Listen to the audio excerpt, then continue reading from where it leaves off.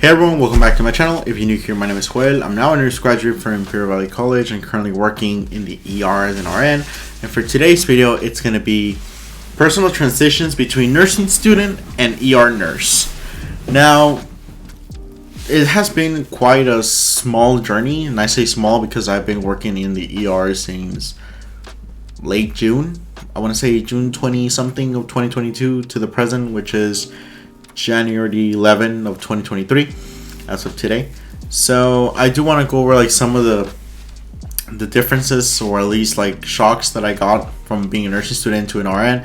So if you're already in this journey in the nursing school world, what to expect in a sense, and what the reality is versus what we are expected to see. Number one, it's load perspective, which is what we talked about right now. Now, the load perspective regarding like you have 4 patients in the ER, and you have to treat all of them. So, nursing student, you really don't have like patients per se.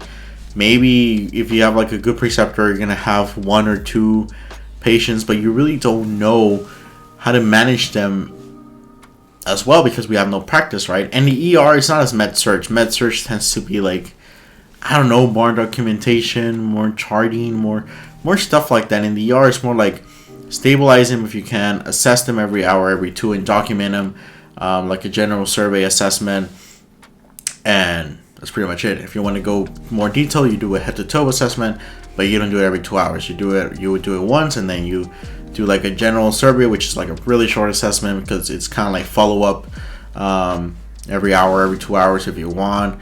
And that's pretty much it. There's really not much to it. So I really feel documentation in the ER, at least in my hospital where I work at, is much more simpler, more to the point than like the other ones in med-surg and ICU, because like screw those. But yeah, like going from nothing really to responsibility to having 4 patients, that's pretty something. But don't feel scared because you do have a preceptor that is going to be with you for 2 months, which they're guiding you eventually. They're teaching you how to manage your time, everything that you will need to know. So you're really not alone, and yeah, it's pretty culture shock in a sense from the nursing perspective, student to the actual field. Second one is time management. Time management is still one of the things that I struggle with, but in nursing school you really don't deal too much with time management. You really don't practice it in clinicals.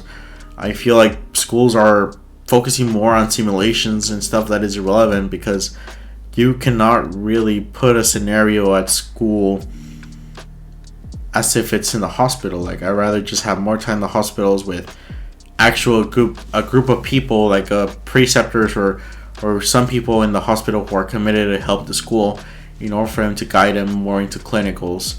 Like, maybe you want to do 2 days of clinicals instead of just having 1 day in the hospital and 1 day of simulation. Just have 2 in the hospital where you actually do stuff with patients. But time management at school was really nothing how we were prepared in the real world, at least in the ER. So it was really a big thing, and still is a big thing, to manage everything accurately. And you'll see like time goes by really, really fast, which is a good thing and a bad thing. Good thing because time goes by really fast, right? You can clock out faster. But at the same time, like, you have to do a lot of things, chart a lot of things that you like. Time is running out in a sense. So it's a good and a bad thing that time's running out. But that's why I chose the ER eventually, because time goes by faster. If it's like med-surg or ICU, it's like, oh no, like time's gonna go by really slow. So number 3, delegation. Delegation in the sense that, before we were like the CNAs, even though we were in nursing school, doing as RNs, big majority of the time you were just doing CNA stuff. I didn't really feel I was doing like any RN stuff. Like, you did do your assessments and stuff like that, but eventually at the end of the day, it just made it seem like 80% was like CNA stuff and 20% was actual like nursing stuff. But that's debatable depending on the school and who you got to work with in the clinical area with the nurse. But delegation was and still is a thing that I struggle with because I tend to do everything on my own. I really don't want to bother the EDAs or the CNAs, however you know them.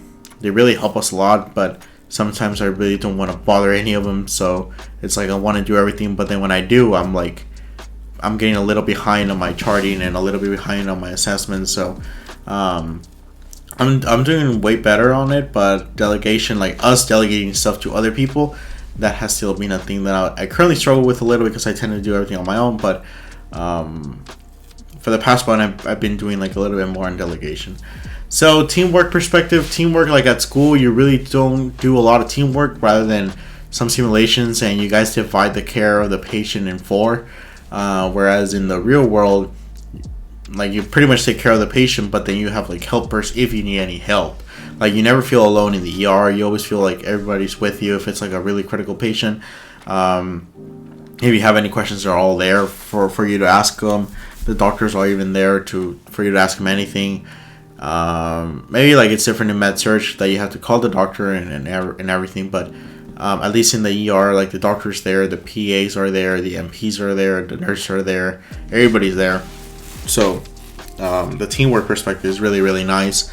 And in nursing school, I didn't really get to see too much of that. It was more like, I don't want to say weak teamwork, but it's like you're dividing the medications and I don't know, like I don't even remember what scenario we were given. Like we would divide us into four, but it's like 4 people giving care to one patient. That seems like a little excessive in the real world. It's like, why?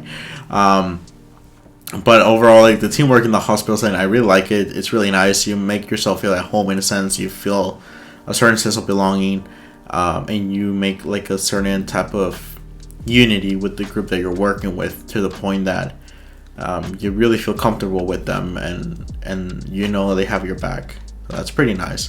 Fifth one is prioritization. So we learn like in nursing school, like, oh, every breathing circulation, priority, like who deserves more priority, which one would you care for first. And this is the same, but it's more like you're looking at it like you get 2 patients that just came from the ambulance. One is asthma exacerbation, and the other one is like general weakness, and she just fell and she hit her head. So, but she's cool. So it's like, which one would you go with first? And it also depends, like I would personally go with the asthma one, depending on how bad it was, because we can just treat it with the breathing treatment, and that's pretty much it for right now. And then we can just go to the other one and just put an IV and probably send her to CT, MRI, and all that stuff. So it's like there's really not a lot that we can do for that patient for the time, like as they're there in the as they're coming into the ER. But yeah, it's kind of like those type of scenarios. But it also depends, like more details, right, on those 2 patients, like to see which one matters first, right? But that's kind of like the point. Or if you get like 2 really crucial patients, but if you do happen to have like 2 really bad patients that come in, like a lot of people are going to be helping you with both of them. So you really like they're both going to be taken care of eventually at the same time. So it's really nice how you apply what you learned. That's like the one thing that I did like one thing is books and tests, multiple choice, like which one would you care for first, and then the real world is like you can decide and choose. So that's pretty nice. I like that. And the 6th one, documentation. So documentation in school, it's like, I mean, when they tell you like document and stuff, like you really don't treat it as seriously, being honest. But once you're there in the hospital, it hits different, because that's like evidence and stuff, right, that you did the care. But I guess it's more like throughout time that you learn more about that skill and what you should document and how well you want to do it, how detailed you want to be on certain stuff. So at the end of the day, you make, if you are at least comfortable with like the chart that you made, because it's pretty solid. Even though the patient did not do as well clinically, at least it's not your fault, like per se. But if you rarely document or you just do like the bare minimum, that can go backwards to you, like, because it can be like, why didn't you do this? Why didn't you do that? And they can go off against you. But if you really try and do everything that you can and you document it pretty well, a lot of assessments, a lot of notes, and that you make it feel comfortable, vital signs every hour or every 30 minutes or every 15 minutes if it's crucial, those things are the things that really matter, and you're going to get it with time eventually. But it's not something that you really can learn from a book or from nursing school. It's more like clients, or more in the clinical setting that you're gonna see it. So I really like that portion. I am beginning to have like a little PTSD when it comes to an OCD when it comes to documentation, but it's like those things that with time you learn. It's like you really can't be perfect, or they don't expect you to be perfect coming in. So it's something that you practice on, and I'm still learning. But yeah, like those are like the 6 things that I would say that are being like transitions, like big transitions, from nursing student perspective to actual ER perspective. And overall, like if I had to say, hey, how's it been overall, I'll say that it's very good the majority of the time. I'll say that 85% of it has been wonderful, because the patients have told me, or the family in the bedside have told me how good of a job I'm doing and everything, and how well I treat them. Those are the things, or like the little fuels that make you keep on going, like another day. And then there's like the other 15%, which is kind of like the dark perspective, or like the effed up perspective towards it, that it's like, damn it, I hate it. but as long as there's like a bigger positive than negative, then I guess we're doing a good job, right? Like we cannot always satisfy everybody. We cannot keep everybody from dying. We don't do miracles, but it has been quite a road. Tiring, yes. Not gonna lie, it's a little tiring.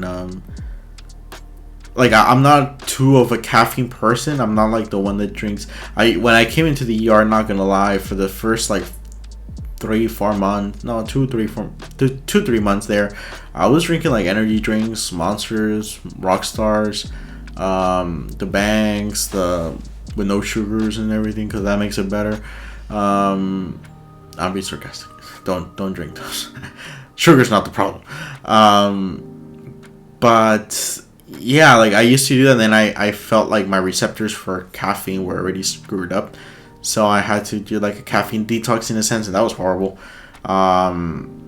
So yeah, I'm not like too much of a energy drinker. I'm not too much of I'm like a caffeine person with coffees, but not too much, like 2 shots, normal espresso, because I know like there's a lot of people in the ER, like they drink those and they're always like active and everything, but there's gonna come a point where it's gonna go downhill a little for them, or it's gonna take them 2 energy drinks for it to do something, and that's where then you're gonna be a patient there instead of you working there as an RN. You're gonna be the patient there. So for me, I feel that it tends to be like more tiring in that perspective, because it's like some days are like I work like every day. Some days is like every other day. Like it's all mixed up. It's really not a consistent schedule, and that's one thing that I don't like, because I like having like a set plan on certain stuff, but having a set planning in the hospital is kind of impossible in a sense.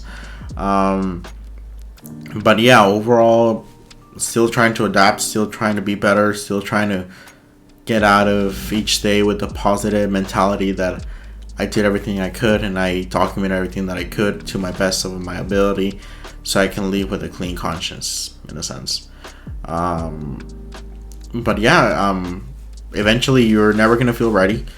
I was never ready to be an RN. I was never ready to go to the ER. I was never ready to do anything overall. It's the only difference is like you wanting to start. We all have to start somewhere, so don't feel that you don't belong. Don't feel that you're not ready. You're never gonna feel ready, never. So just do it. It doesn't really matter. You'll learn eventually everything that you need to know there. You're never gonna feel alone, and if you do, you're not really alone, because we're all there helping you, and we're all learning from each other. Nobody's perfect. We all make mistakes, and